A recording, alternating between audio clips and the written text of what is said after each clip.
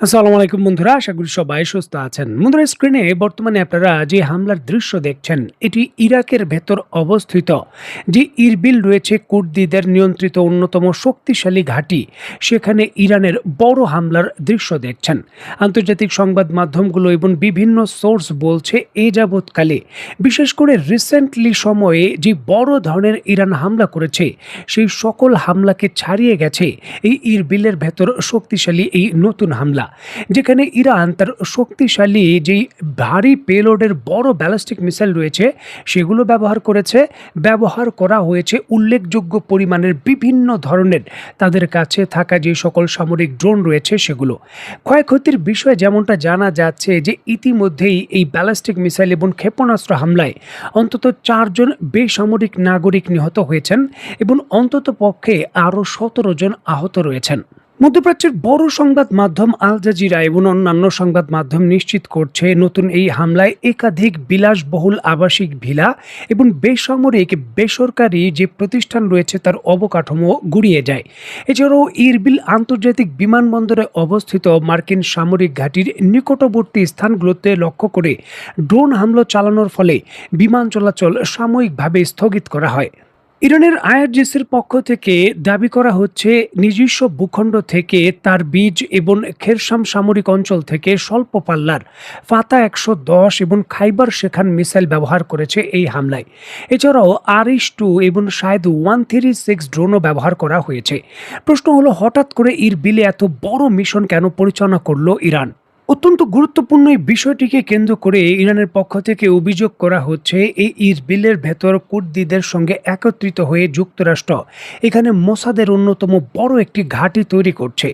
Mossad এই অঞ্চলের ভেতর অবস্থান করেই ইরানের সীমান্তবর্তী এলাকায় কি করে আক্রমণ করা যায় বা ইরানের অভ্যন্তরে যে কোনো ধরনের ইরান বিরোধী যে কার্যক্রম রয়েছে সেখানে সহযোগিতা করা যায়, সেই বিষয়ে সুনির্দিষ্ট ঘাঁটি তৈরি করে মিশন পরিচালনা করে আসছে। আর এই জন্যই কিন্তু সীমান্তবর্তী এলাকার যে ক্রসিং সেন্টার রয়েছে এর আশেপাশের এলাকায় যে সকল লক্ষ্যবস্তুতে মোসাদের উপস্থিতি ছিল, ইরানের দাবি অনুসারে সেগুলোকে লক্ষ্য করেই এই শক্তিশালী হামলা তারা করেছে।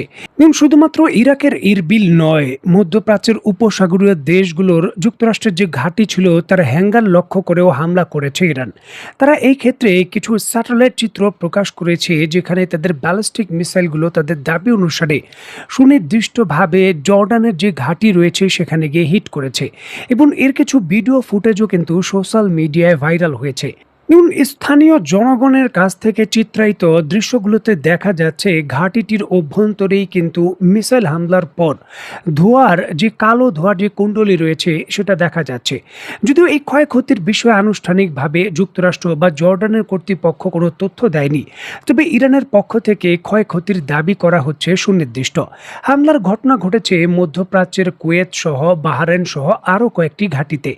ইরান তার শক্তিশালী অস্ত্র ব্যবহার করে এই সকল ঘাঁটির ভেতরে থাকা গুরুত্বপূর্ণ যে সকল রাডার সিস্টেম এবং হিমার্স মাল্টিপল রকেট লঞ্চার সিস্টেম রয়েছে তাকে টার্গেট করেছে, যেখানে ইরানের পক্ষ থেকে দাবি করা হচ্ছে যে তাদের সুনির্দিষ্ট হামলায় যুক্তরাষ্ট্রের হিমার্স মাল্টিপল রকেট লঞ্চার সিস্টেম এবং এই ঘাঁটিগুলোর অত্যন্ত গুরুত্বপূর্ণ যে উপকরণ রয়েছে তারা নষ্ট করতে বা ধ্বংস করতে সক্ষম হয়েছেন।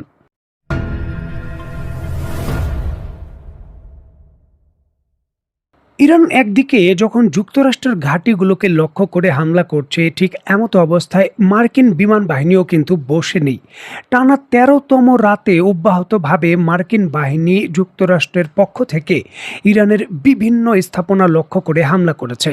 মার্কিন হামলার পর ইরানের বিভিন্ন এলাকায় একাধিক বিস্ফোরণের ঘটনা ঘটে। দেশটির রাষ্ট্রায়ত্ত সম্প্রচার মাধ্যম IRIB জানায়, খোন্দাব শহরের উপকণ্ঠে 2টি ক্ষেপণাস্ত্র আঘাত এনেছে।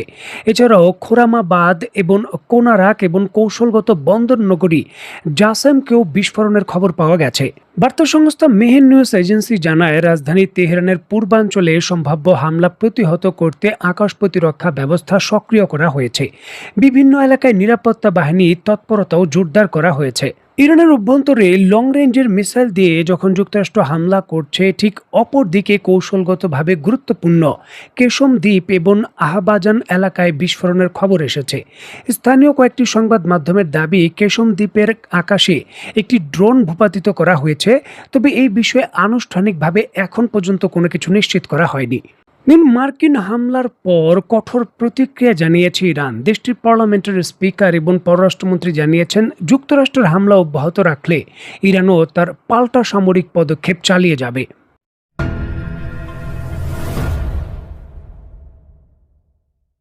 দেখুন, টানা ১৩তম দিনের মতো যুক্তরাষ্ট্র যখন ইরানের বিরুদ্ধে হামলা অব্যাহত রেখেছে, ঠিক এমতো অবস্থায় অত্যন্ত বিতর্কিত প্রায় ৯৫ বিলিয়ন মার্কিন ডলারের নতুন সামরিক বাজেট পাশ করেছে যুক্তরাষ্ট্রের ইউএস কংগ্রেস। বলতে পারেন প্রথম ধাপের যে কর্মসূচি রয়েছে তা অনেকটাই সমাধান হয়ে গেছে। দেখুন, খুবই জটিলভাবে খুব কম সংখ্যক মাত্র ২ ভোটের ব্যবধানে এই বাজেট পাশ হয়েছে, যেটি ইরানের যুদ্ধক্ষেত্রে ব্যবহার করার কথা রয়েছে। আর এর পরপরই কিন্তু ডোনাল্ড ট্রাম্প ঘোষণা দিয়েছেন সব প্রস্তুতি শেষ। ইরানে নজিরবিহীন হামলার দাবি করছেন ডোনাল্ড ট্রাম্প। তিনি বলছেন, ইরানে তিনি এমনভাবে নতুন করে সামরিক পদক্ষেপ নেবেন যে পদক্ষেপ এর পূর্বে ইরান কখনোই কিন্তু আগে দেখেনি। এখান থেকেই কিন্তু অনেকে ধারণা করছেন যে মিসাইল হামলা এবং বিভিন্ন ধরনের বিমান হামলার পাশাপাশি এইবার যুক্তরাষ্ট্র হয়তো ইরানের বিরুদ্ধে পদাতিক হামলা চালাতে যাচ্ছে, যার চূড়ান্ত প্রস্তুতি তারা সম্পূর্ণ করেছে, এটাই কিন্তু তারা বলছেন।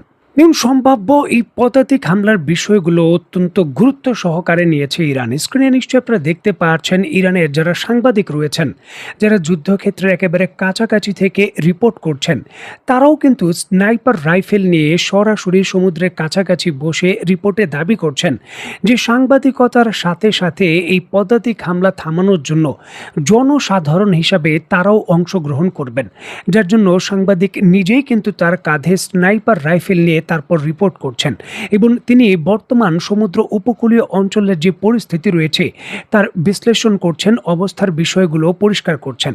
আন্তর্জাতিক রিপোর্ট এবং ইরানের অভ্যন্তরীণ রিপোর্টে যেমনটা জানা যাচ্ছে, উপকূলীয় এলাকায় ইরান তার পদাতিক সামরিক শক্তি ব্যাপক বৃদ্ধি করেছে।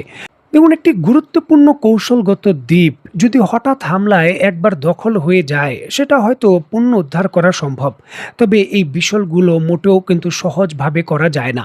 এক্সাম্পল হিসেবে যদি আমরা ভারত এবং পাকিস্তানের যুদ্ধ এবং কার্গিল যুদ্ধের কথা দেখি, তাহলে একটি পাহাড়ের যে শৃঙ্গ রয়েছে তা দখল করেছিল পাকিস্তানের আর্মি। সেটি উদ্ধার করতেও কিন্তু ভারতের সামরিক বাহিনীর একটা দীর্ঘ সময় লেগেছে এবং ক্ষয়ক্ষতির বিষয়গুলো অনেকটাই তাদের হয়েছে, তারপর তারা সেটি পুনরুদ্ধার করা নিশ্চিত করতে পেরেছে। সুতরাং প্রথম দিকে যদি প্রতিরোধ না করা যায়, সেটি পরবর্তী সময় আক্রমণ করে উদ্ধারের বিষয়গুলো এত সহজ বিষয় হয় না। আর এই জন্যই কিন্তু ইরান এখন সম্ভাব্য যুক্তরাষ্ট্রের যে পদাতিক হামলার বিষয় বা স্থল হামলার যে বিষয় রয়েছে, সেটাকে একবারে পাশ কাটিয়ে যাচ্ছে না।